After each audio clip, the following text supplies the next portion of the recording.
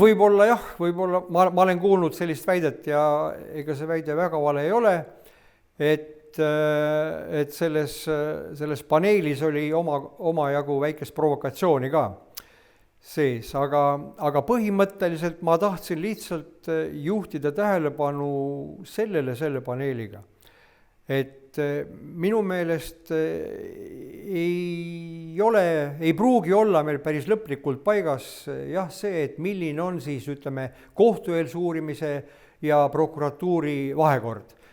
Ja tõepoolest, maailmas on neid riike küll, kus siis riik ostab sisse muuhulgas ka süüdistusteenust nii-öelda.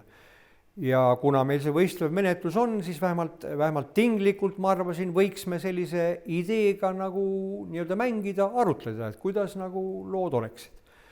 Et seal on, kui nüüd tõepoolest Eesti riik ka hakkaks ostma sisse ka süüdistusteenust, on esimene küsimus see, et kus kohalt, miks just advokatuurilt, äkki kuskilt mujalt, muidugi siis tekivad terve rida muid küsimusi, et kes siis seda kohtueelist uurimist nii-öelda juhib. Et jah, ega seal paneelis tekkis ka selliseid rida lahendamata probleeme, aga ma arvan, et väike diskussioon polnud üldsegi paha.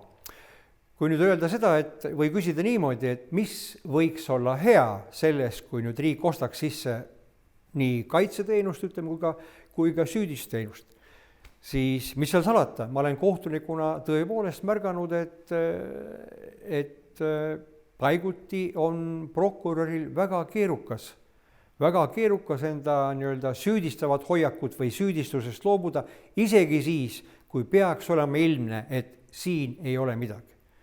Ja ma põhimõtteliselt kujutangi ette niimoodi, et kui sa tegelikult täna näiteks võiksid olla prokuröri rollis, homme kaitse rollis, äkki siis suudaks olla erapooletum. See tähendab, siis sa nii väga ühte rolli ei süveneks ja võib väita, et õigusemõistmisele võib-olla võiks sellest vaid kasu tulla.